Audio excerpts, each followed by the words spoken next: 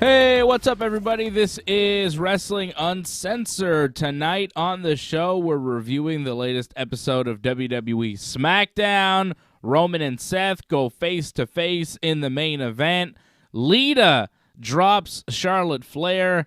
And I see Adam Cole, the baby, wrestling on AEW Rampage right now. Let's bring Johnny in. Let's do this.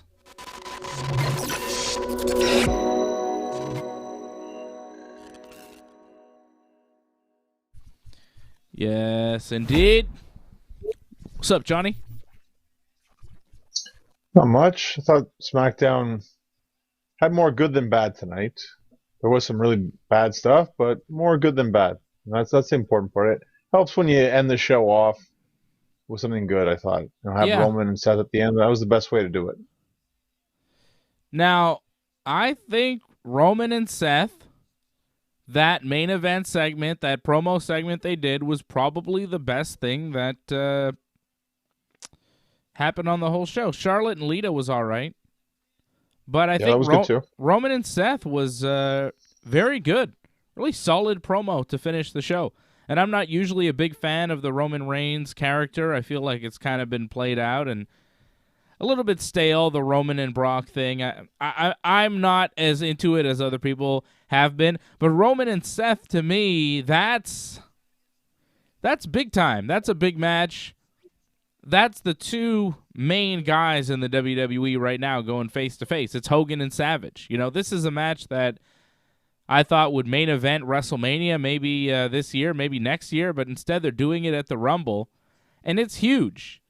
They both came into the WWE together. You saw the video package. The Shield was a big group, and these guys were together for a very long time.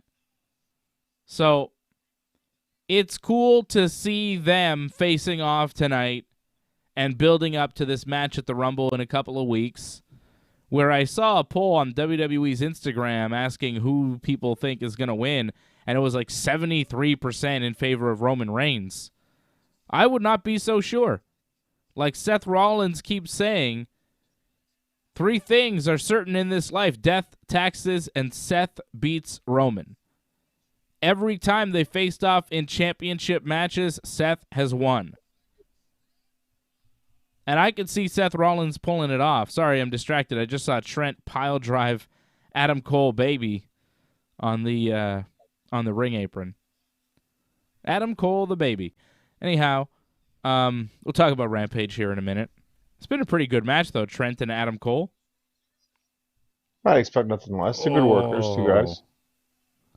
They did the Canadian Destroyer there. Nice by Adam Cole.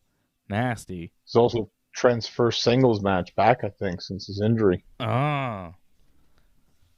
Trent is a hell of a wrestler, you know? Always has been. Underrated. Yeah. He's been underrated for a long time. Remember when he was in WWE? The best friend. There was that "Where's Trent" thing. Like, I thought they were going to do something with him. It felt like he had momentum, and then they released him.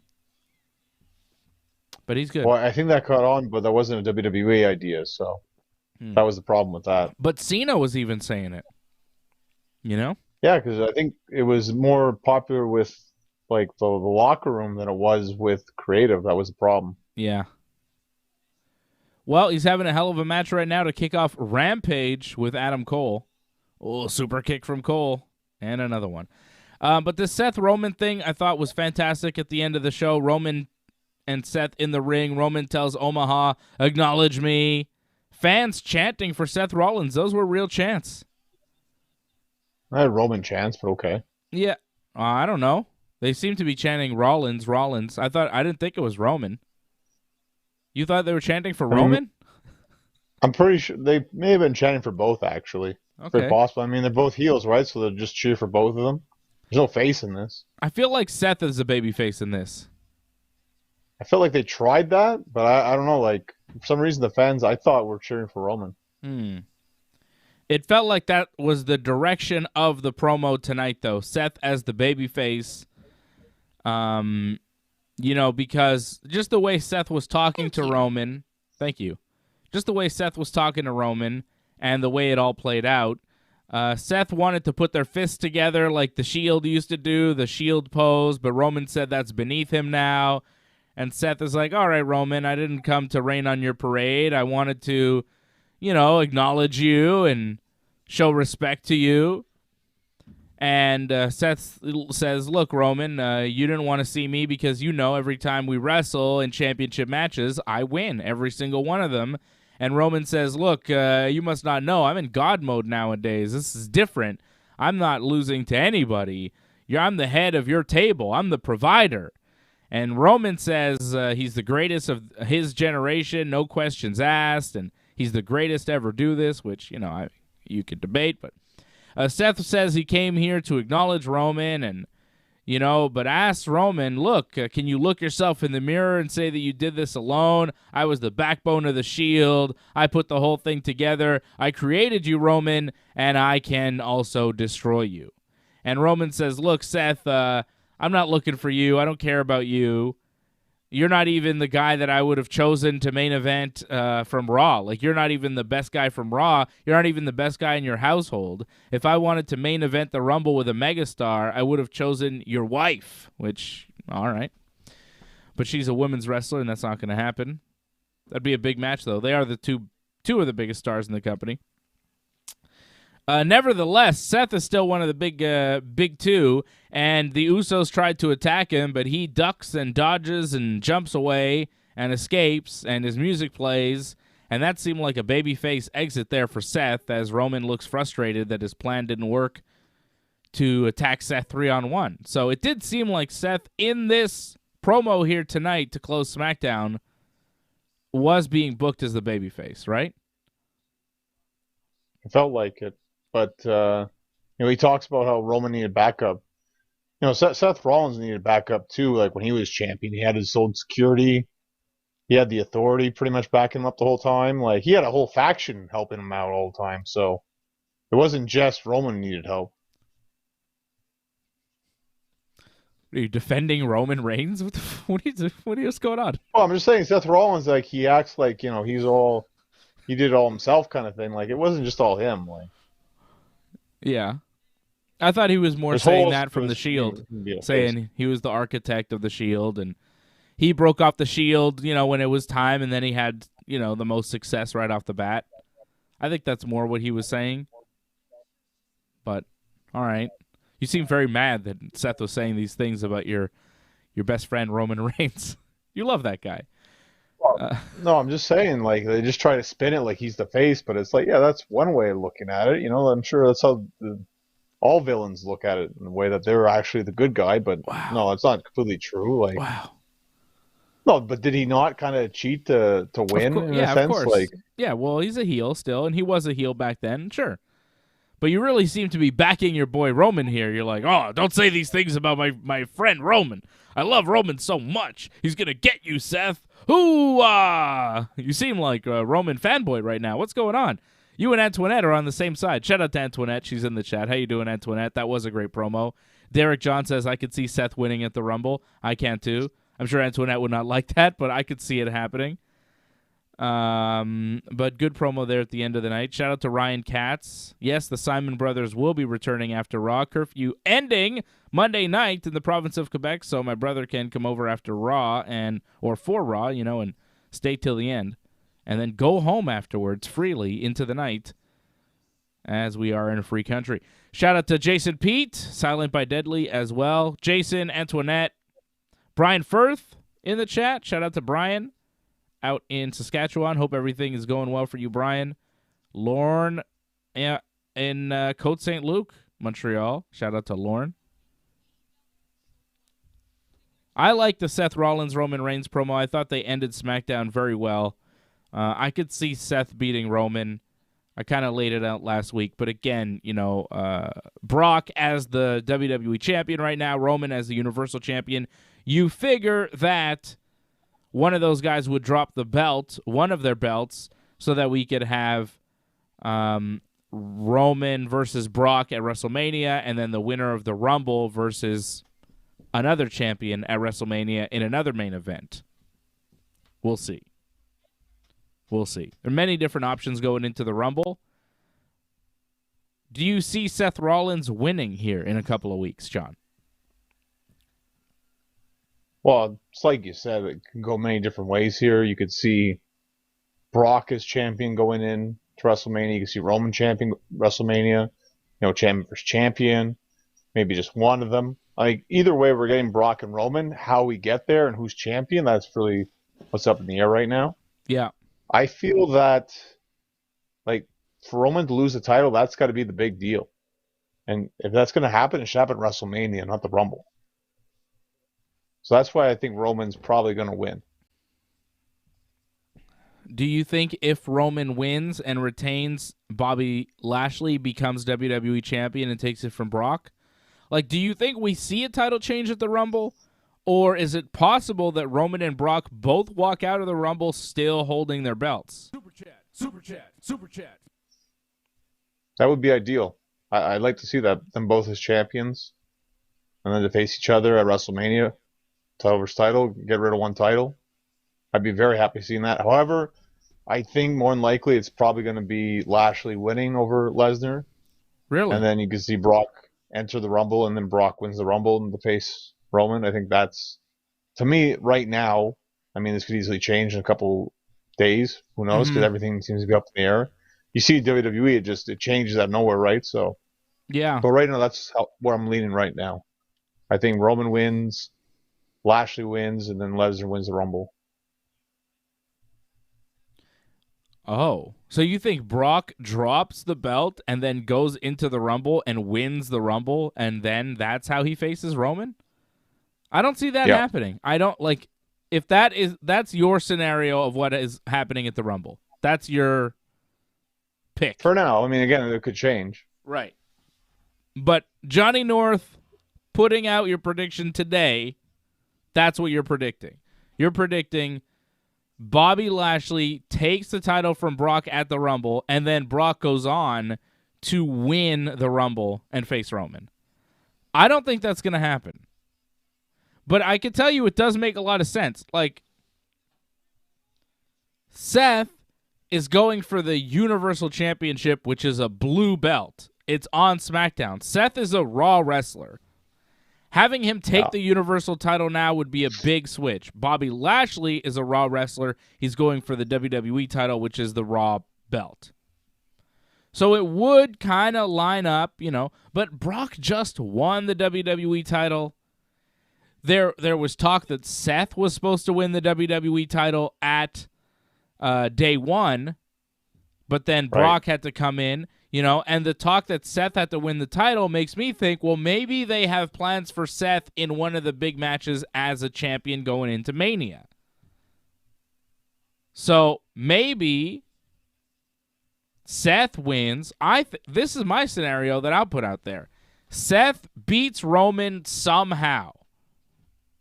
Maybe clean. Maybe clean. Maybe with some sort of tomfoolery, maybe Becky Lynch, or maybe Brock Lesnar, or whatever, right? Dean Ambrose, who knows? Mm-hmm. Not Dean Ambrose, but you never know. Not Dean Ambrose, but okay. They could lend him out for the night, Forbidden Door, I don't know. Not happening. But, nope. But I could see Seth winning, beating Roman, becoming the new Universal Champion, Brock beating Bobby, and then going on to face Roman at Mania because it's a grudge match, because they never settled it, because Brock wants a piece of Roman Reigns, because Roman Reigns, punched him in the face last week when they faced off on Raw. That's enough. Right. Brock has a grudge. Brock wants Roman. Him and Roman go for the WWE title at Mania, whereas Seth defends against the winner of the Rumble, who could be a variety of different guys. It could be Big E. It could be Edge. Probably not, because he won last year, but it could be Big E. It could be AJ Styles, I think, is an option. I was just going to say, AJ would be the best. AJ turning babyface right now. I feel like maybe AJ is going to go for a little run ski, and then he becomes champion, and then, here comes Omos again to challenge him. That's possible. But that's how I see it playing out. I see it playing out with Brock winning, facing Roman, and then Seth doing his thing against the winner of the Rumble, be it Big E or, I mean, I think ideally it'd be Big E. AJ would be great too. I don't think it'll be Randy Orton. I think Randy will probably wrestle Riddle at Mania, so I think that eliminates the Randy possibility, but one of those guys. AJ or Big E, I think, against Seth Rollins. Maybe Kevin Owens, but, probably not. Probably not. Well, problem is it's heel versus heel then. I mean, you could turn one of them face, but I don't know if you give the Rumble to a heel right now. I mean, if you have strong heel champions, you probably want to give a face the winner of the Rumble. So AJ Styles or Big E? Potentially. I mean, wait and see. The Again, fact I like Brock winning. they turn AJ babyface makes you wonder. I mean, if you look at the WWE and say who's the best, you'd say AJ Styles, right? So makes you wonder.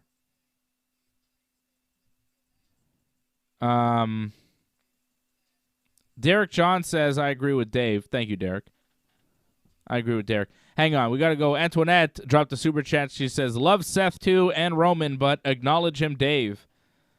Well, you have to pay me to acknowledge Roman Reigns, which you did. Apparently $3 is all it takes for me to acknowledge Roman Reigns. Also a good job on SmackDown. He did very well. But somebody made a good point on the chat. Derek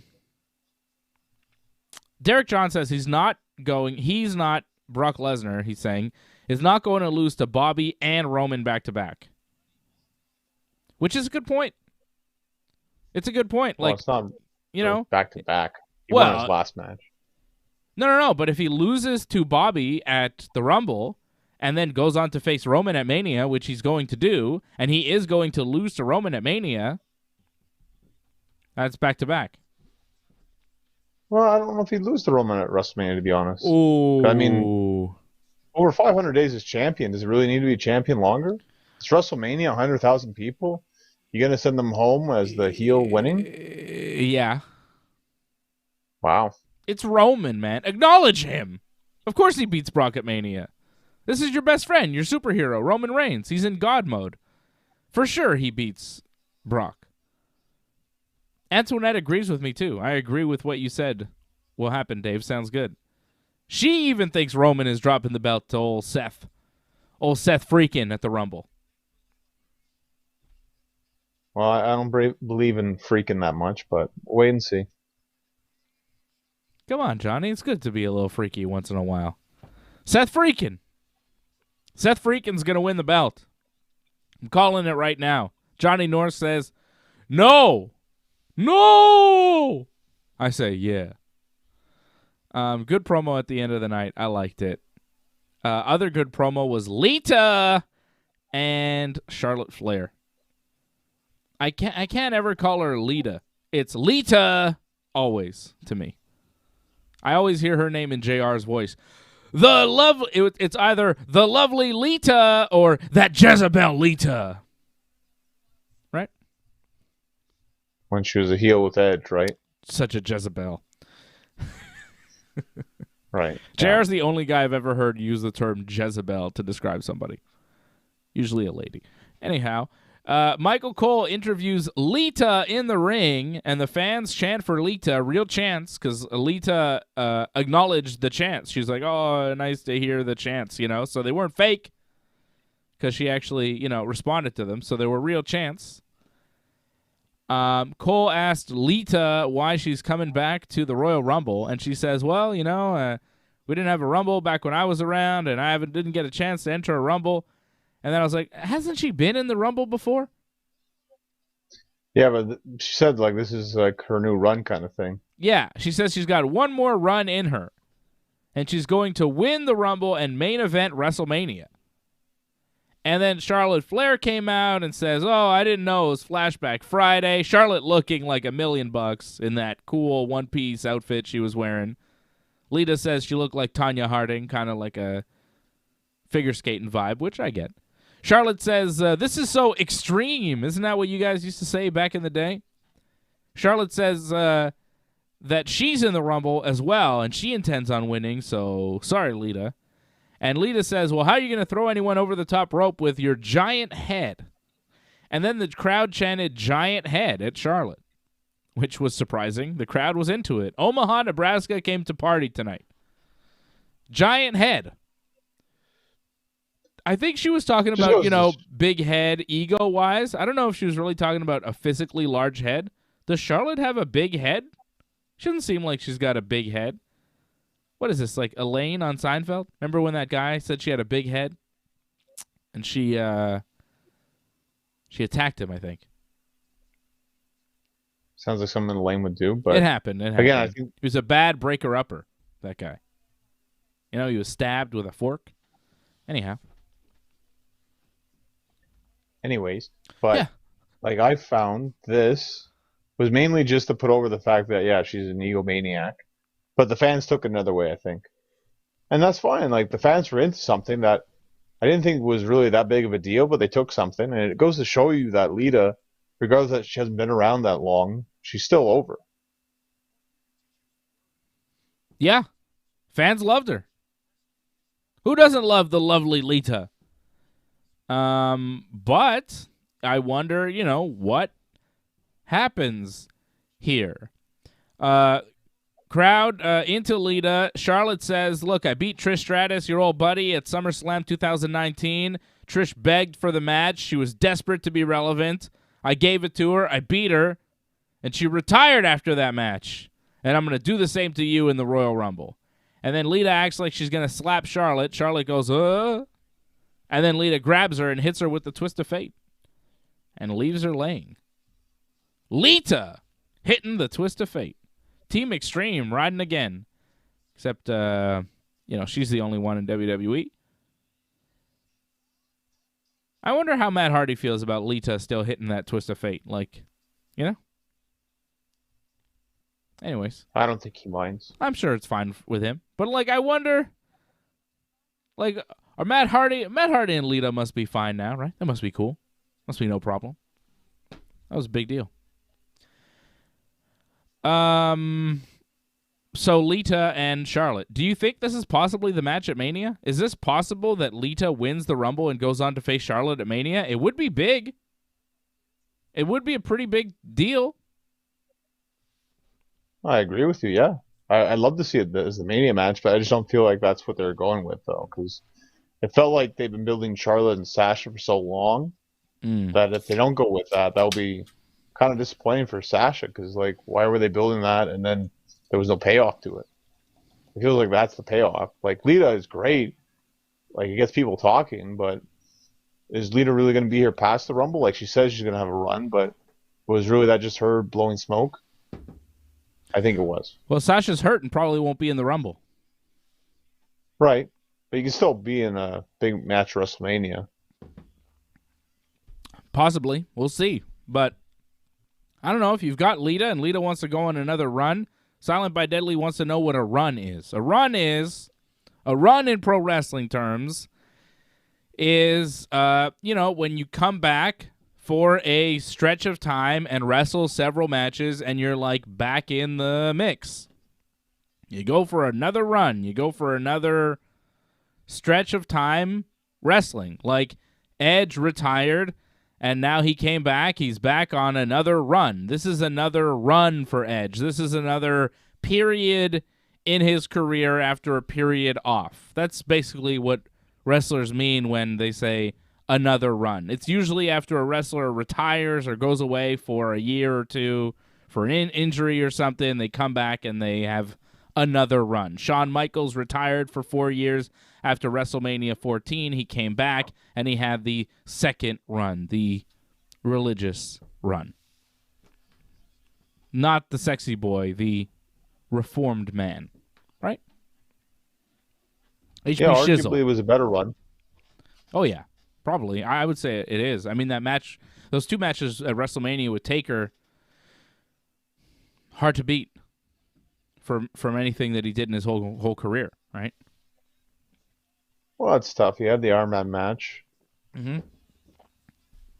Yeah, and the ladder you match. had the ladder match. Yeah, with Razor, for sure. Yeah, it's tough. But, Yeah. I mean, I think there was just more, actually, in the second run, which is kind of amazing when you think about it. Yeah. And, That's because he's one of the greatest of all time, John. Acknowledge him. It's Shawn Michaels. No, not gonna happen. Wow, still bitter. You know, Brett said it was fine. Brett, forgave him. He said can't. yes and no about it being fine. Like, he still thought Shawn was gonna turn into a jerk later on. Didn't happen, but he thought it was gonna happen. All right. We're not going to rehash the screw job here. I think we're coming up on 25 years this November. Well, it's probably one of the worst moments in Montreal history, sadly. One of the most famous, though. For all the wrong reasons, yeah. The Bunny just won. The Bunny just beat Layla Hirsch. The Bunny, the Penelope, and the Nyla just beat Statlander, Layla, and Red Velvet on Rampage. Well, that's them not working well together. That's the problem. That's right. Before that, we had Sean Spears winning a match against a guy. And before that, the opener was probably the best match that we saw. Adam Cole Bebe versus Trent. Adam Cole getting the win. That was a good match. Is Bryan Danielson on this show? No, I think it's Jurassic Express in the main event. Oh, against Johnny Hungy. There you go. Yeah, too bad. Hungy won't win. All right, John, we've talked about the promos on this show. A couple, the two best promos. We'll talk about the Sami Zayn promo a little later because I didn't like that. I thought that was kind of boring. Just the ending wasn't good. I thought it started okay, and then the ending kind of sucked. Yeah. But let's keep on a positive note. What was your favorite match you saw tonight? I hope we agree. I think we will. I thought it was Sheamus and Ricochet. That was the best, hard-hitting match. And correct. The best wrestling match we saw. Yeah. I thought you were going to say Kofi Kingston and Madcap Moss there. I was a little worried. You were going to go with the Madcap. Which, what the hell was that? That promo was really awful. My God. That promo was really bad. Everything about Madcap Moss is terrible. Sheamus and Ricochet, though, had a hell of a match. Really good match. Sheamus wins after a brogue kick. Good match. Sheamus is great. Ricochet is great. I'm glad they gave them that amount of time to have that type of match. It was good. Match of the night. It's crazy with all the injuries and the way things are shaping up on SmackDown. Sheamus is slowly creeping up as the next best thing right now on SmackDown. Why is that surprising? I'm not surprised by that at all. He's been one of the best wrestlers in the company in the past 3-4 years. There's been nobody that's having matches like Sheamus. Nobody. The guy is incredible. Wasn't positioned like that. No. Well, he's still not, really. But it seems like by default it might end up happening because of the injury to McIntyre with Jeff Hardy leaving. Sheamus bumps up the card now. Yeah, but to what? He's a heel, Roman's the top guy on the brand as the top heel. Sheamus isn't going to be the top heel on the show. And then feuding with a babyface, who's he going to... What strong babyface does he have to really go up against on SmackDown? Roman's destroyed all the babyfaces. There's nothing left. Well, if Sammy doesn't win the IC title, Sheamus is next in line for sure. But he probably will because Sammy's interesting and Shinsuke is Rick Boog's backup. All the build with Sammy and the Intercontinental title, it feels like he will win it when it comes time. Well, I think the problem right now is Nakamura is injured, so he's not cleared to wrestle. Oh, is that the deal? That's why he's not wrestling? He's hurt. Okay. That's what Boog said in an interview. Boogs. We're listening to Boogs now? Who cares about what Boogs says? Sami Zayn cuts a promo on the stage about being the number one contender for the Intercontinental title, and then he starts talking about Johnny Knoxville because he's feuding with Johnny Knoxville because Knoxville's in the Royal Rumble. Sami says Knoxville thinks he can do what I do, but he can't do it, and I can do whatever Johnny Knoxville can do. And then this just turned into an insult to pro wrestling, I think. It seemed a little bit insulting to pro wrestling because Sami starts it off by saying, Johnny Knoxville thinks he can be a pro wrestler, but he's just a stuntman jackass guy. He can't be a pro wrestler. He's not like me. As a matter of fact, I can do whatever he does, but he can't do what I can do. But then he's just kind of proving the point when he can't do the stunt and Johnny Knoxville will wrestle. It's like, yeah, anybody can wrestle, but it takes a real professional to be a jackass, right? Didn't he kind of put jackass on a higher level than pro wrestling? Like, oh, it's tough to do. And Sammy tries to do his own stunt show called Insane. He's wheeled out in a shopping cart with a helmet on, and there's a ramp, and he says he's going to go off the ramp, over the ring, to a crash pad on the other side of the ring with these two guys pushing him in the shopping cart, which is impossible. I mean, that ramp, no matter how fast you're pushing that guy in the shopping cart, off that ramp, you're not even getting in the ring, let alone over the ring. You wouldn't even get far at all. It was obvious he wasn't going to make the stunt, and he didn't even attempt it. I was hoping he'd attempt it and then crash horribly, and then, that's what Jackass does. Sometimes they attempt things, it doesn't work, and they fall and they hurt themselves, and then, entertain the crowd that way. But he didn't even do that. He just kind of hesitated for a while and stalled, and then decided he wasn't going to do it, and then he got into the ring and started looking, and the crowd was booing, and he's like, oh, this is just for safety. I want to see, And it just dragged. It was a little too much time, and then Rick's Boogs showed up, and he's like, ugh. And then Nakamura was behind Sammy and kicked him in the head, and Boogs actually pressed Sammy over his head, and Gorilla pressed him for a while, had him up in the air. Pretty strong guy, this Boogs. And then he tossed him over the top rope into the crash pad, which looked kind of rough, even with the crash pad. And, over the top rope, of course, because they're promoting the Royal Rumble. It started off pretty good, but then as soon as Sammy got in the shopping cart, like the first time he's like, no, let's not do this, I was good. But then it happened 5 or 6 more times, and I just wanted it to end, right? Yeah, it did drag a little bit, but I did like him being like a coward because it plays up to his character. He's saying that he could do stuff and then cowers out. That's fine with that. It's just in the end, it just leads to that press slam into crash pads. Like that's it. Like all that just for that. The payoff wasn't worth it. Rick Boogs got a haircut, so there's that. Yeah, I didn't know it was him at first. I'm like, okay, it's Boogs. Like, it looks different. Yeah. You see Pat McAfee get in Sammy's face after he hit the crash pad, and Sammy looked like he swatted at him, like, get the fuck away from me, McAfee's He's like, a little annoying. Yeah, he seemed annoying, and Sammy seemed legit annoyed. Like, Sammy's supposed to be selling there. There's supposed to be Sammy's moment. Camera's on Sammy. It's not supposed to be Pat McAfee, like, hogging the spotlight. Ooh, putting himself over. Whatever happened to not wanting commentary to put themselves over, go into business for themselves? Pat McAfee does it on a consistent basis, and everybody just seems to talk about how great he is. I don't get it. He's like putting himself over way more than the matches and the guys, and he's like jumping around and injecting himself into segments. And people just seem to say, he's great commentary. I like Jimmy Smith. Give me Jimmy Smith over Pat McAfee. Well, I think the intrigue is the energy. He's different, too. There's nobody like him on commentary. So he really stands out.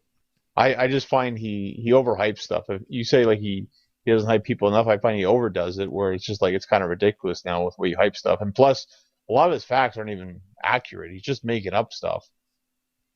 The people he overhypes don't make sense. Like, he's really into Rick Boogs and Roman Reigns, and I think Madcap Moss, but he doesn't like Corbin, something like that. I don't know. It's weird, He's just like over the top with some of these guys, and it just doesn't make sense. It doesn't make sense. But whatever. I don't want to talk about Pat McAfee. The Usos cut an in-ring promo about beating New Day last week. They admit the New Day are the only team that can really push them. That being said, they're going to have a fatal four-way. Super chat. Oh, they're going to have a fatal four-way where the winner would become the new number one contenders. The Usos then proceed to give long introductions to 4 different tag teams. Los Lotharios, Cesaro and Mansoor, which, like, how are they a tag team? Jinder and Shanky, and the Viking Raiders. The Viking Raiders actually win this match. They win the Fatal 4-Way, and they earn a future title shot at the Usos at some point. They didn't say when.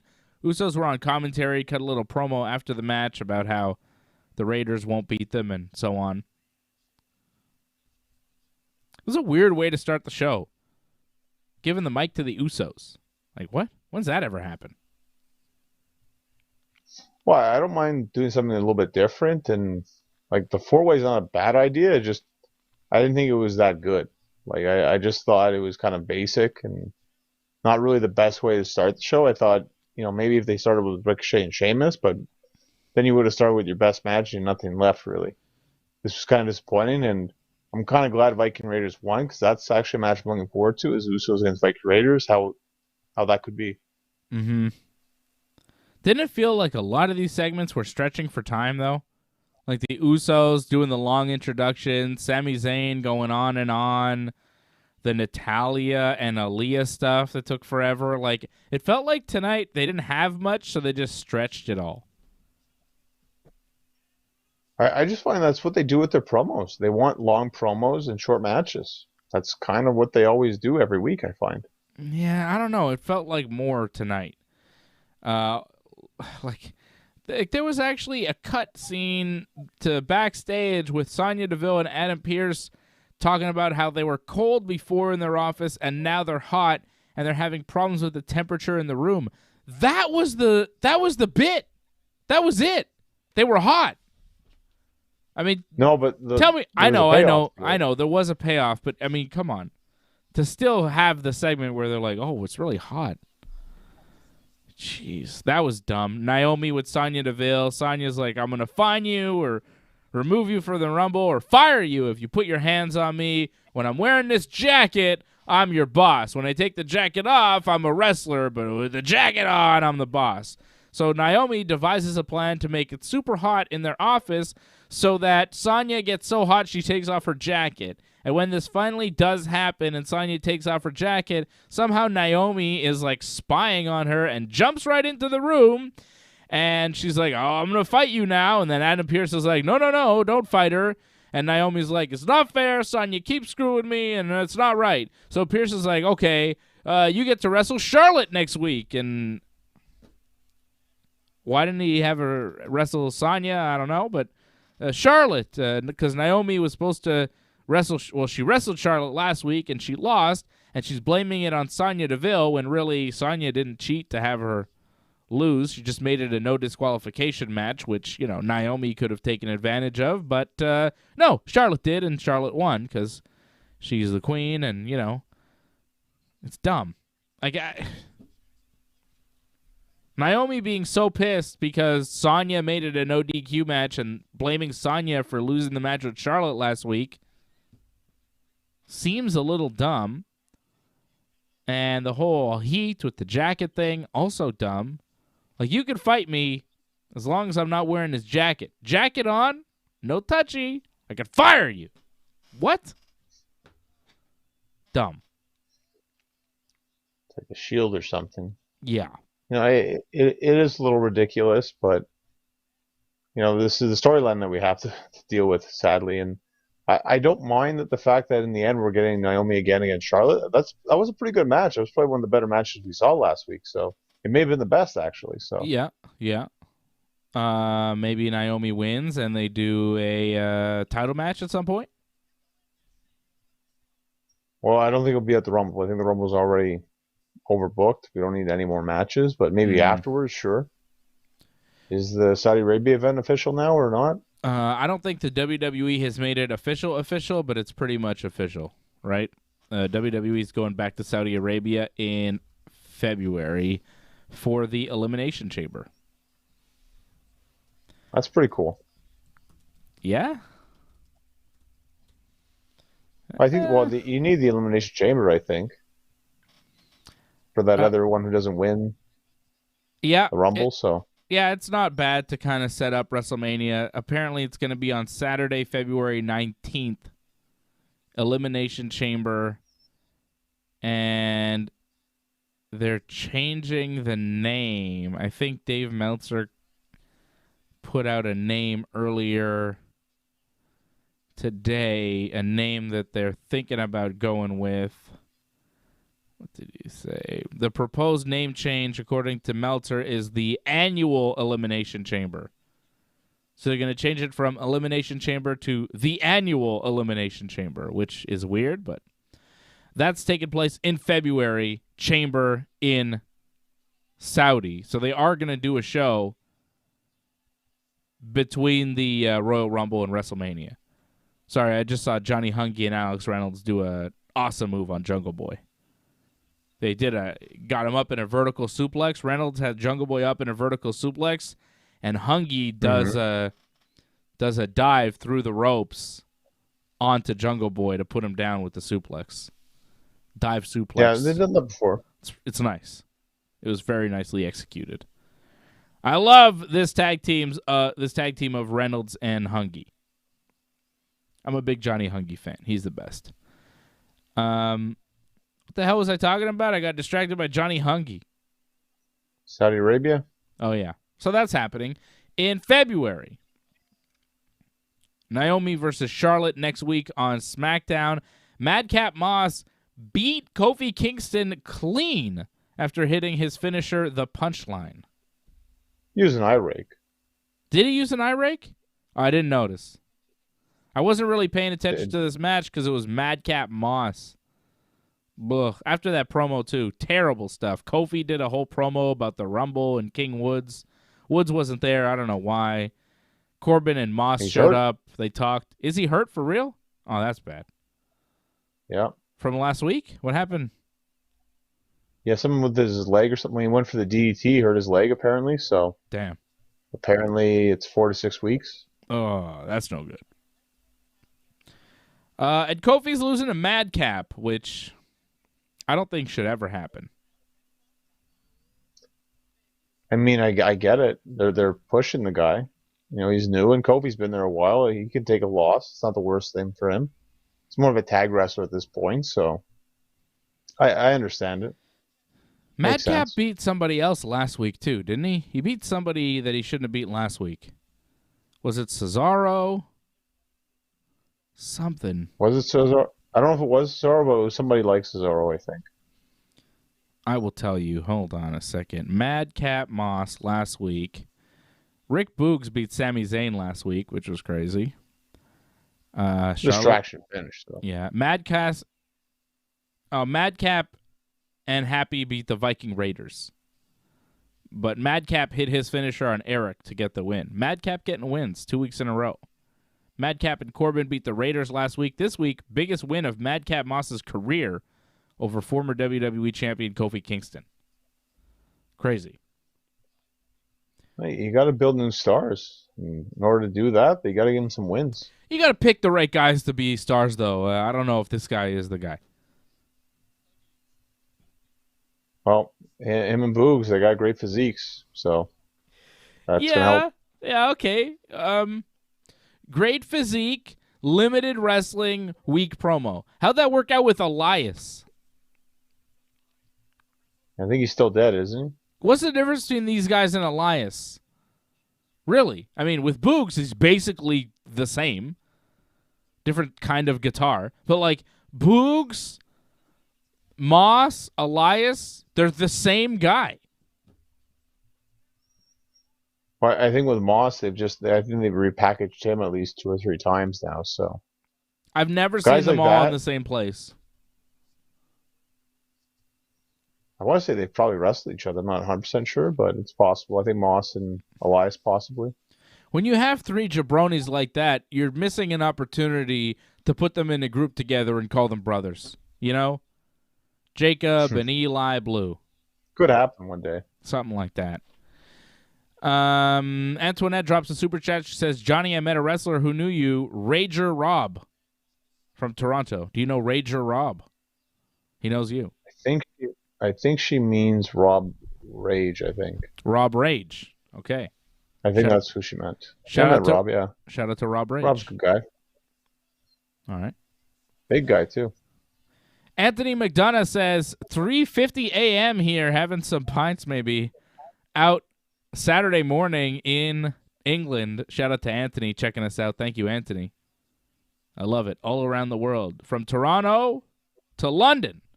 We are international. It's Wrestling Uncensored. And speaking of Toronto, Aaliyah from Toronto, Ontario, Canada. Aaliyah was a big part of this show. And Natty from Calgary, Alberta, Canada. What did they say? You didn't like this. You That's didn't not like just- this at all, I'm sure. That's not just the greatest. What is it? That's not just the best. That's from Calgary, Alberta, Canada. And that's just incredible. What was that? What was that line that they had? You remember those guys, Lance Storm and Just Incredible? What was their catchphrase? You pretty much said it. Did I say it? I loved it. That was Yeah. great. That's not just the greatest. That's not just the best. And then Lance Storm, that's from Calgary, Alberta, Canada. That's just incredible. That was a hell of a tag team, Lance Storm and Just Incredible. And ECW, god damn, I love those guys. Anyways. Well, what made them great was the fact that Lance trained Just Incredible.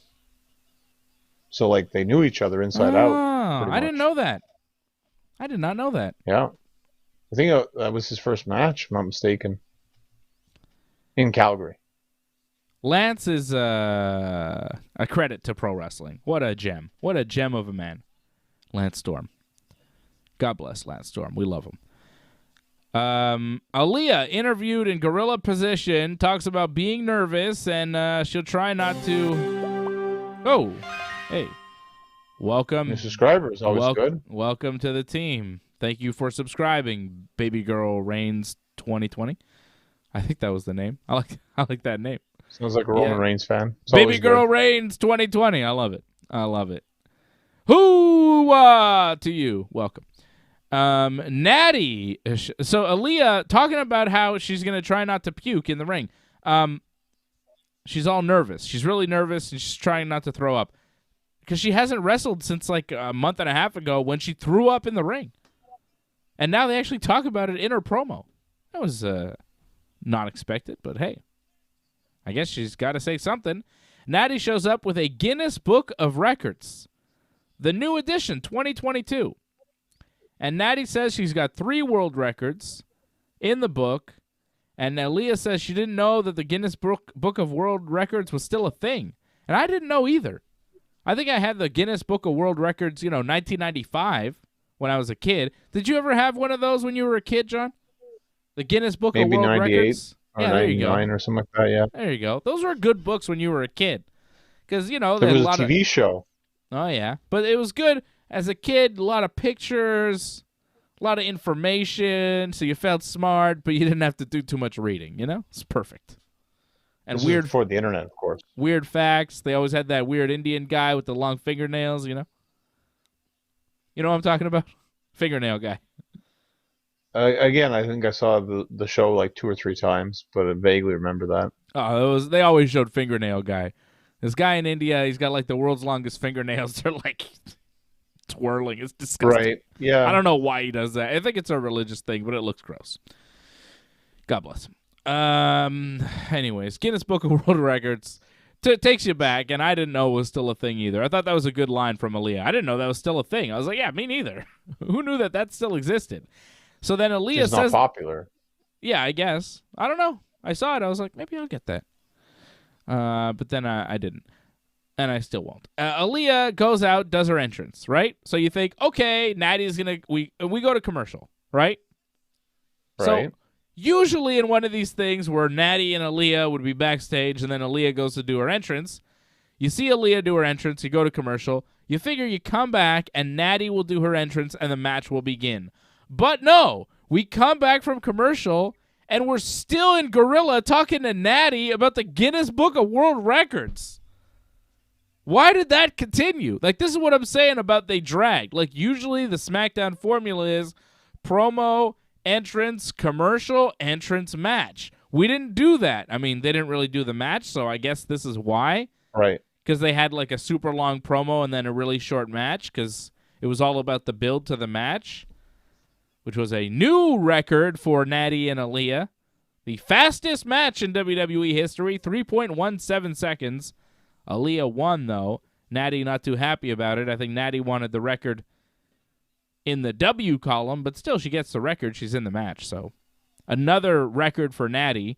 Natty has the most matches, most wins, and most pay-per-view matches for any woman in WWE history, and she wants to beat the record tonight of 3.8 seconds for the fastest match in WWE history. She then attacks Aaliyah before the match for a while, and the ref says Aaliyah can't compete, and then the ring announcer says Aaliyah can't compete tonight because the ref says she's too beat up, but Aaliyah's like, no, let me compete, and the ref says, okay, and then the ring announcer announces it again, Aaliyah will compete in a match now, and then they ring the bell, Aaliyah rolls up Natty, 1, 2, 3, and they say it is the fastest match in WWE history, 3.17 seconds. Took a hell of a long time to get to that. Hell of a long time. Yeah, I don't like the idea of like canceling the match and then uncanceling the match. I thought that was a little unnecessary. But I feel like the ref may have done that on a shoot because he said to Aaliyah, like, say something, and she said nothing. So it kind of made sense that he canceled the match because she wasn't responding. I don't know. And then suddenly she's alive. Yeah. When he canceled it. I mean, she's super alive when she jumps into that roll-up for the win, right? Well, it looked like she was going to puke again. I don't know if you noticed that. Did it? Oh, my God. Yeah, she walked into it, looked like she was going to puke. I don't know if that's going to be her gimmick now going forward, but I guess they're always going to try to play into that, maybe. She's gonna puke. I think if she could possibly pull that off, I think that would be her gimmick, yeah. Oh, I don't know my if she God. can pull that off, though. She's Aaliyah Puke. She's the new Draws. Wait and see. I don't think that's what's going to happen, but they might keep making fun of this for a little bit. She's gonna puke.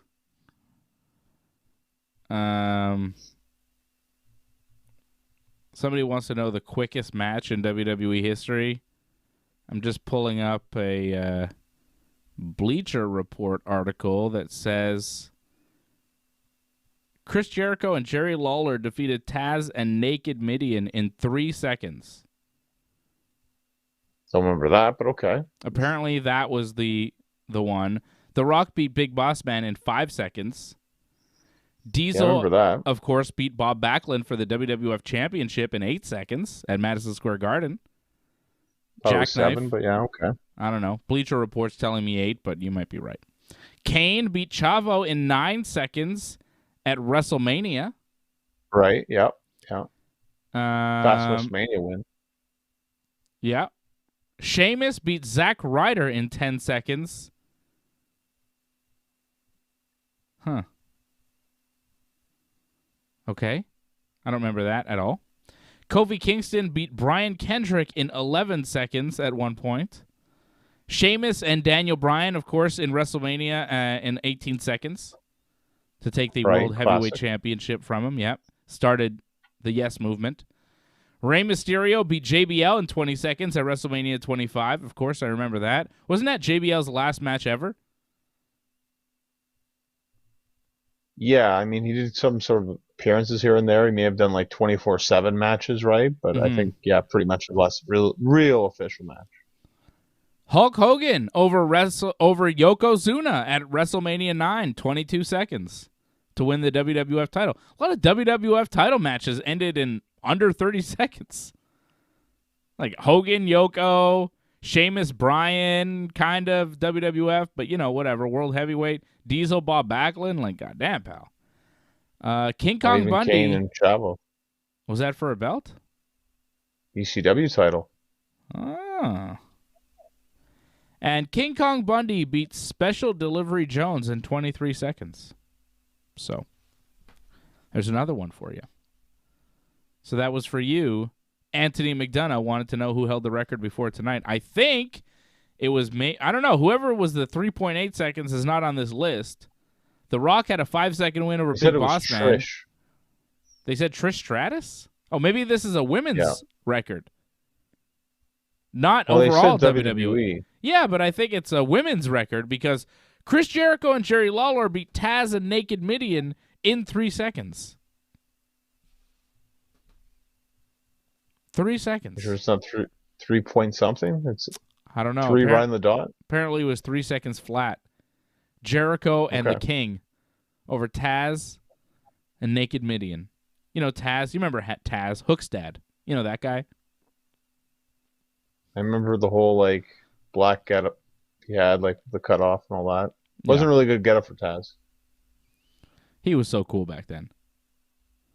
Do you think Taz Not will in eventually, WWE. when it's all said and done, do you think Taz will be remembered best for being Hook's father? Is that where we're headed? Well, to me, ECW Taz was one of the best. Yeah. Like, that was amazing.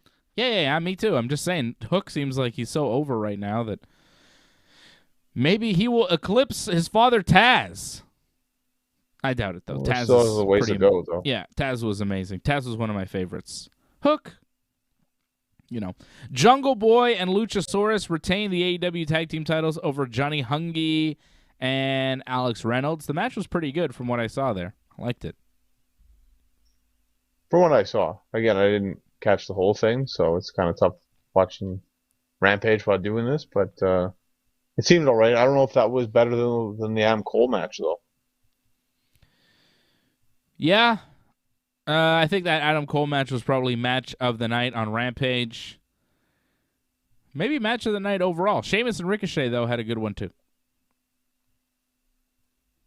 Yeah, I don't know. It's tough to say it. I'd have to watch the whole match over again to see, because I thought Sheamus and Ricochet was pretty good. Yeah. Sheamus Ricochet, definitely best match for SmackDown. I'm seeing Denise Williams says, this show was boring except for Rollins and Reigns and Lita and Charlotte. I thought Sheamus and Ricochet was good. But yeah, I'd agree. I think for the most part, promos. The promos, a lot of long promos that weren't that great. But match-wise, Sheamus and Ricochet was fantastic. I didn't hate the 4-way tag match. Like, I thought it was fine. I liked how much Shanky we got. Let's go Shanky. You know, I thought it was all right. I'm just glad, again, the Viking Raiders won. That's the team I want to see face the Usos. Mm-hmm. That should be a very interesting match. Probably on SmackDown, maybe not at the Rumble, because the Rumble is filling up, right? 2 weeks. Yeah. No more matches in the Rumble. Maybe do it on the kickoff, possibly. You're just hoping for a short show. 6 matches announced Saturday, already. it's fine. And they have 2 Rumble matches. It's long enough. Yeah. The men's Rumble, the women's Rumble, Brock versus Bobby for the WWE title, Becky versus Doudrop for the Raw title, Edge and Beth Phoenix versus Miz and Maurice, Roman versus Seth Freakin for the Universal title. That's enough. So far, the men's match has 14 of the 30 entrants announced. The Street Profits, Rey and Dominic Mysterio, Austin Theory, Johnny Knoxville, Sheamus, Damian Priest, AJ Styles, Big E, Happy Corbin, Madcap Moss, Sami Zayn, and Kofi Kingston. Corbin, Moss, Sami, and Kofi all announced tonight, by the way. The women's match, 19 of the 30 entrants are official. Rhea Ripley, Nikki Ash, Dana Brooke, Carmella, Zelina, Tamina, Shotzi, Natty, Aaliyah, Naomi, Shayna, Charlotte, the Bella Twins, Lita, Michelle McCool, Kelly, Summer Rae, and Mickie James. So still 11 entrants to go in the women's match and 16 in the men. Still a lot of room there in that men's match. A lot of room. Well, they can fill that up very easily. They have enough people in the roster. They don't need surprises. There's like a Forbidden Door thing. There might be bringing in somebody from another company for the Rumble. People are thinking, oh, AEW, something.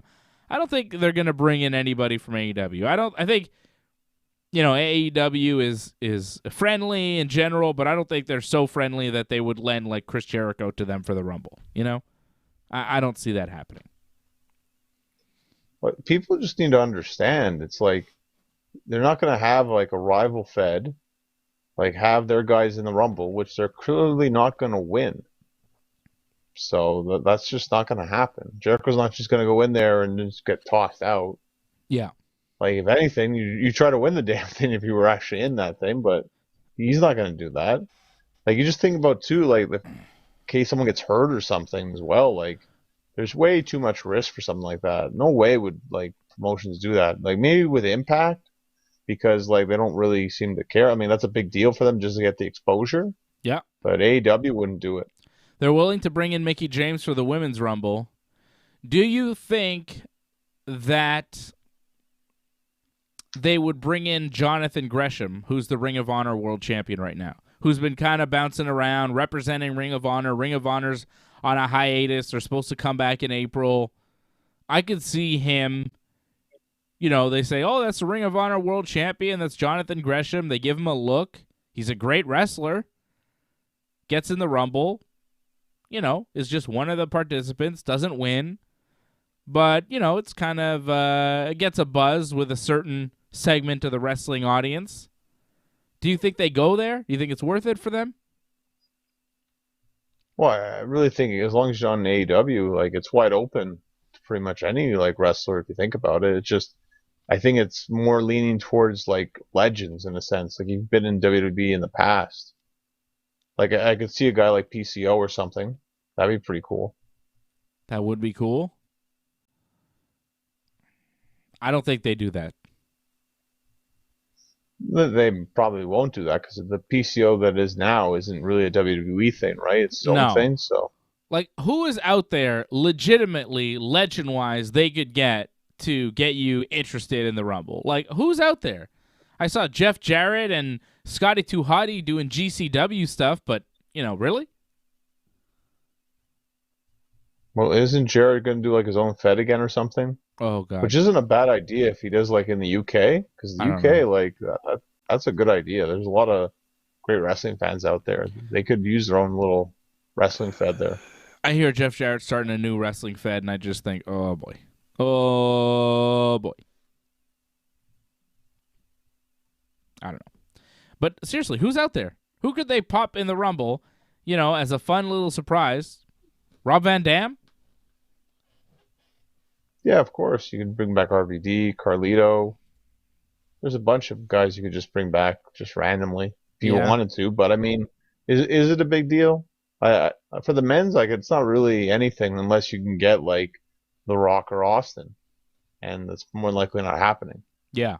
I see Anthony wants Stone Cold. It's not going to happen. Stone Cold, yeah. No Stone Cold, no Rock, no Hogan, no Foley, no Taker, no Triple H. Derek John says X-Pac. Could be X-Pac. X-Pac might have another run. Might have another run in him. Talk about runs before. I mean, X-Pac can cut the mustard, pal. I could see X-Pac in the Rumble. Yeah, that could easily happen. I think he's got the best shot of any of them, I think. It seems like, he's definitely going to make a comeback. I would be pretty happy to see X-Pac in the Rumble. I'm a big fan. Of the comebacks, that are out there that are being talked about, that's one I'd like to see. That's a good one. That's a good one. Other than that, tough. Right now, the current landscape, tough. They could bring back Braun Strowman. Yeah, of course. They can bring back The Fiend if they want. There's a bunch of... That's it. Bunch of people out there they could get if they wanted, but... I mean, I don't think there's a lot I'd be really that interested in. I don't know about you. Like, there's just not a lot of guys that could surprise me. Unless it's like a Rock or Austin. I'd be happy with X-Pac. I don't know if I'd be that surprised. Harold Schneider dropping a super chat says 1-2-3 Kid. I would like to see him come back as 1-2-3 Kid and not X-Pac or 6-Pac. I don't want the pack gimmick. I know. I'd like the 1-2-3 Kid though. I think that would be fun with the mullet and everything. No beard and a mullet. That's the Sean Waltman I want to see. Yeah, I don't know. Dennis Rodman? No, I don't want to see that. Like, do you ever DD see him wrestle? Like, DDP? I wouldn't mind it. Again, it's fine. Nice little appearances like that. The Yeah. Godfather. I Yeah. mean, those are nice, but it's nothing really major. Derek John saying Elias could return with a new gimmick. I mean, he could, but like... This is what makes Rumble fun, is that there's, potential for so many things that could happen in this. Yeah. I like that there's 16 guys that we don't know about right now. I like they've only announced 14. I hope they only bring us like 20, and then there's 10 people that are just a mystery going into the show. I like the mystery. It's more fun. And whoever's going to win the Rumble, like, I don't know. Johnny North thinks Brock Lesnar's going to win the Rumble. I think either Big E or AJ Styles wins the Rumble. The men's Rumble. Women's Rumble, I think, is anybody's game. I go with Bayley.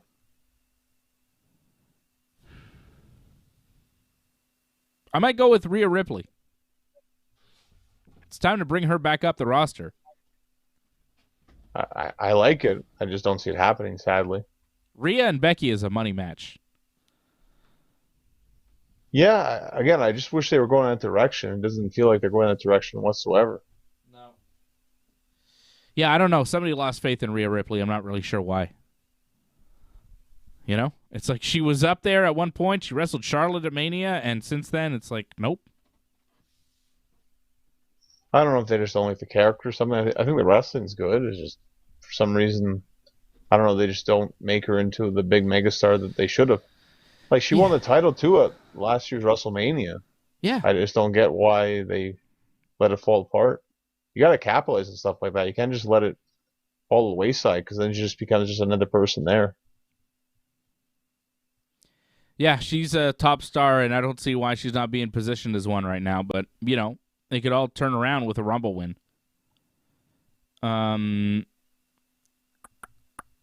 Denise Williams saying, I won't mind Walter being in the Rumble. Yeah, that'd be pretty sweet, right? Walter. Apparently, Walter's in NXT full-time now, which is really good for NXT. Walter is one of these guys. He's a star. That's great for NXT, and yeah, like, it's good for him to have matches, but for him to come for the Rumble and then just get thrown out, it's kind of disappointing. Yeah, I don't think he's in the Rumble this year. Derek John thinks Charlotte Flair wins the Rumble. I don't think she wins it again. I don't think we do repeat Rumble winners when we've only had like 3 or 4 women's Rumbles. You really give another one to Charlotte? She won like 2 years ago. Well, I'll say this, like, I think I said this last week, like, she might not win, but she'll definitely be in the final, like, 2 or 3, like she has been the last couple of years. I hope we see Bayley and Asuka return in the Rumble, because I miss them. Well, I got Bayley winning, so I think you got a strong chance of Bayley showing up. Ooh. No one is ready for Asuka, though, John. That's the concern. No one will be ready. Well, again, they could easily do Asuka and Charlotte, but they aren't going in that direction. I highly doubt that. Again, Charlotte and Sasha, that seems to be the destiny on that one. Yeah. I think so. I saw Derek John wanted to see Charlotte and Becky again, but I don't think they do that at the Rumble or at the Mania. I think they stay away from it, to be honest, because I think it was tough to find a finish to that everybody agreed with, and I don't think they'd want to do it again, especially for both belts. I think that'd be too difficult to work with both ladies, Too many personalities there. A winner for both titles? That's pretty tough, yeah. Yeah, right? I mean, but that is the ideal match to book, though. Yeah. If you're going to do Roman Brock title versus title, do it also for the women as well. I agree. Yeah, but they won't. No, they won't. They won't. Sadly. Just some breaking news. Game Changer Wrestling announcing Jon Moxley versus Homicide on Sunday, January 23rd, which is next Sunday. So I would expect Moxley to come back to AEW pretty soon. Like, if Moxley's out of rehab and back wrestling next Sunday, You would think that he would show up in AEW pretty soon, and I would guess that Hangman goes through Lance Archer pretty quick and then goes on to feud with Jon Moxley. If Mox is coming back, Mox back to wrestling. Yeah, it doesn't mean he's going to get the title shot right away, though. No, but, I mean, I don't think it will take him that long to get to that spot. He's one of the top guys in AEW. He hasn't had a real feud with Hangman. It would make sense. No, you're right. Yeah, I could see it happen, but I think they're probably going to give him something before that, more than likely. I think they're giving Archer that spot right now. He's probably going to get the shot next month. Mm-hmm. I mean, maybe have it for the pay-per-view, possibly. Maybe something with Eddie Kingston and Jericho, I don't know. But if Moxley's going to be in GCW next weekend, you figure that he'd be back in AEW pretty soon, right? At the very least. Like, whatever his creative direction is, but I think it's safe to say that Moxley will be back in AEW very soon, if not this coming Wednesday on Dynamite. Yeah, he'll probably be on Dynamite Wednesday, more than likely.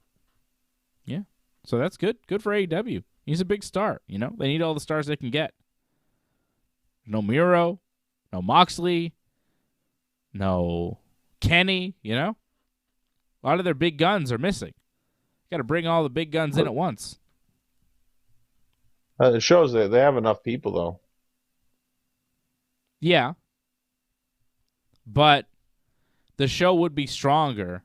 Like, if they could do a consistent show with Moxley, Kenny, Hangman, Bryan, Punk, MJF, Darby, Sting, like, if they could just keep it at the kind of top level of AEW, they wouldn't have to fill the rest of the show with all this riffraff that we don't need to see, Like, they have a really good core.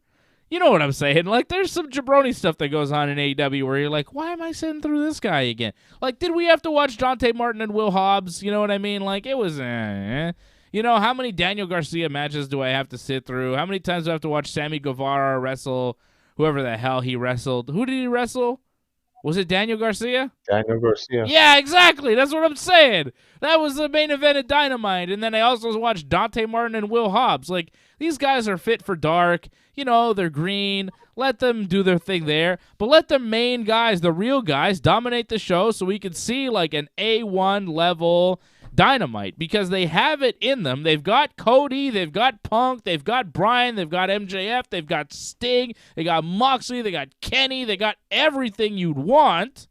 You put it all together, and you have a kick-ass show, and then you forget all this riffraff. Just give me 1 2-hour Dynamite, Tony Khan, with no riffraff, straight-up stars. Just give me the night of 1,000 stars. Give me the real shit for 2 hours, and tell me your ratings don't go through the roof, and people fucking give you great respect and reviews for your show universally, because they have it.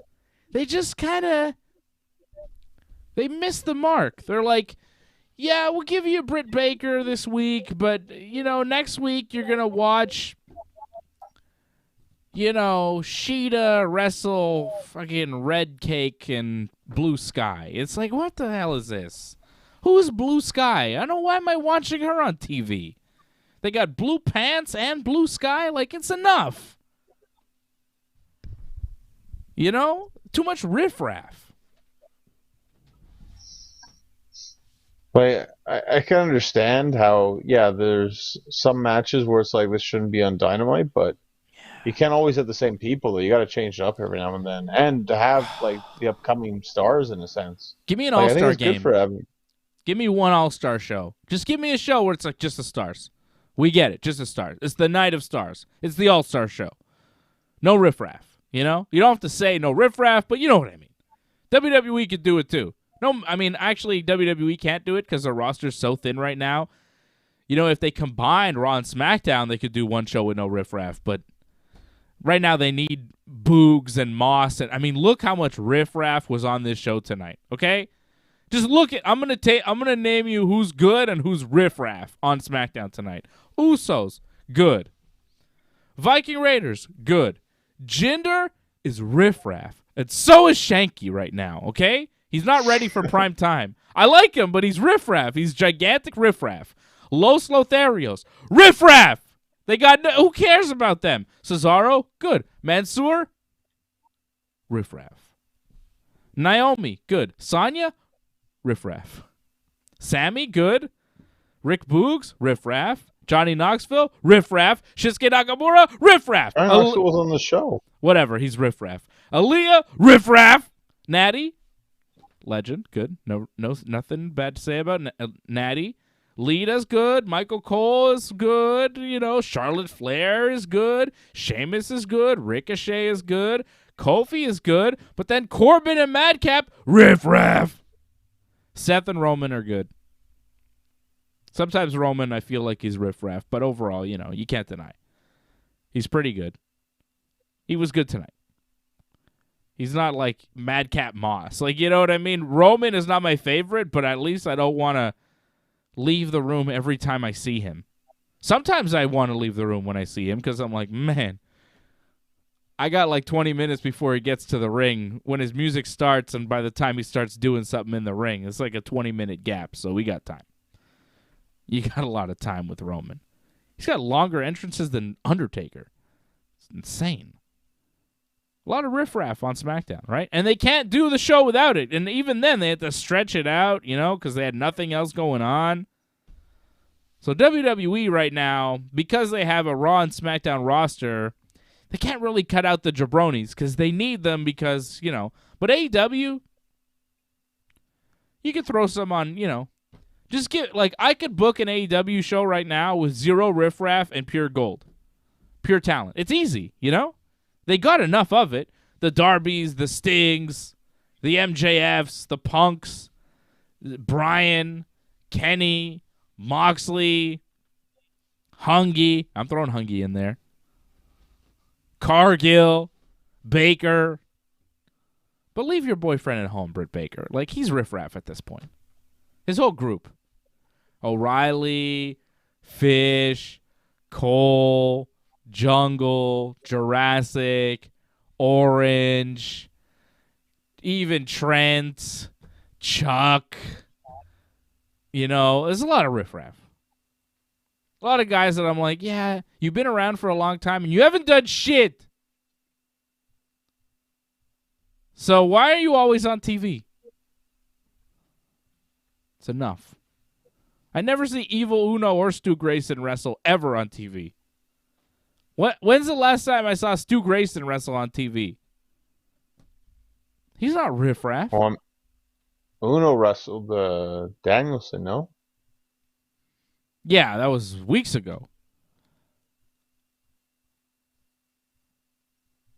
Well, that happens. You're not going to wrestle all the time. It's just too bad. Especially when you're a tag wrestler, you're lucky you get a singles match. And I feel like I'm seeing too much of 2.0 and Eddie Kingston. Every show they're on. Every show it's like, hey, we're 2.0, don't forget. I'm like, I know, I like you guys. But they weren't on Rampage tonight. But they're on a lot. And it's like, man, they came into the company and they're booked as the always there job guys. They're always there. They never have much given to them and they're just job guys. They're back up to Daniel Garcia, who's also a job guy. It's like, man, if they're just job guys and they're on the show all the time just being job guys, at a certain point you stop caring because you're like, oh, it's those guys. They're all right, but they're just job guys. It's hard to care about guys who are always on TV, and it's always the same guys losing. At least give me a variety of guys that lose. These 2.0 and Daniel Garcia's, it's like, we got them to come in and do a million jobs to everybody. Well, at a certain point, I don't want to see them at all because they just come out to do jobs. And they're the only ones you have to do jobs. A lot of riffraff. Can't really blame them. It's not really their fault for how they're being booked. No. It's not 2.0's fault. I'm just saying, man, they're overbooked to job, right? Yeah, they shouldn't lose that much. There's no question about that, but that's what they have. Their idea is, as long as you're on TV, you're getting over because people are seeing you enough. It doesn't matter if you lose that much. No, I disagree with that kind of thinking, but that's, I think, the philosophy on this one. I think you lose credibility at a certain point, and the audience stops caring if they see you come out and you're like, oh, these guys, they're just going to lose to whoever. It stops. It doesn't matter anymore, you know?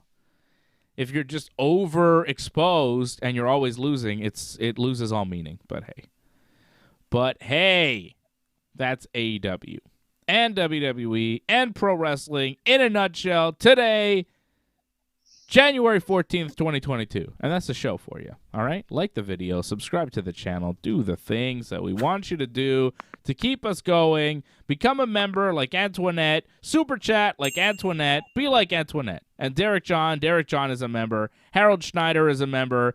He super chatted. Antoinette super chat leader. Harold Schneider dropping a super chat. Appreciate you, Harold.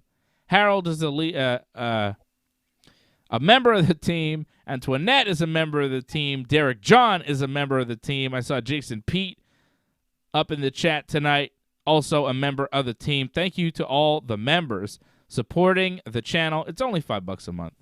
You support the channel. You give us some confidence. You let us know that the channel can keep going for another month. You guys are keeping the lights on. Jason, Antoinette, Derek John, people like them, people like Angelo, people like Doug Hepburn. These guys are keeping the lights on the Ringside Report Network, and we appreciate you. Harold Schneider, thank you guys. Thank you to everybody supporting the Ringside Report Network. We're trying to do even bigger things for you here on the Ringside Report Network. And I can make an announcement right now, John. Shall I make an announcement? Are you ready for this? Coming soon to the Ringside Report Network. Coming soon, John. This is brand new because we upgraded the internet here in the studio. You may not notice, but the internet has new internet. Yeah, we got new internet. I got brand new internet, a new thing. I got it sent in the mail and everything.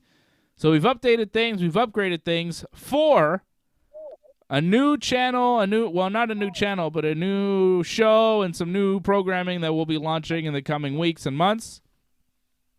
Ringside Report Gaming. Cool. Johnny, you've been asking for it. It's coming. We've been working on it for a while, and it's coming.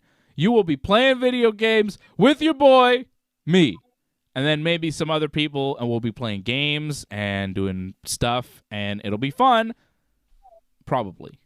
And this will happen at some point in the near future. Ringside Report Gaming. Let's play games. I got Nintendo. Cool. Yeah. I'll probably get that new Kirby game and do some shit with that. Oh, yeah. New Kirby game looks good. Yeah? Oh, baby. Phone-ins. Yeah, a lot of people asking about phone-ins lately. I don't know. We had a phone-in. Like, you were able to call in. It was a little complicated. And I think Angelo called in, didn't he? I think Angelo called in one time, but he was the only one that called. And then we had to disable it for some reason, and we'd have to bring it back. But I don't know if we're going to do it because, like, for the amount of work it takes to bring it back into action, I don't know if we'll ever use it. And it was very complicated. I don't know. I don't know about phone-ins. You guys can chat. I think that's good enough. I don't have a call screener. You know what I mean? Do I need to have a bunch of people on the show?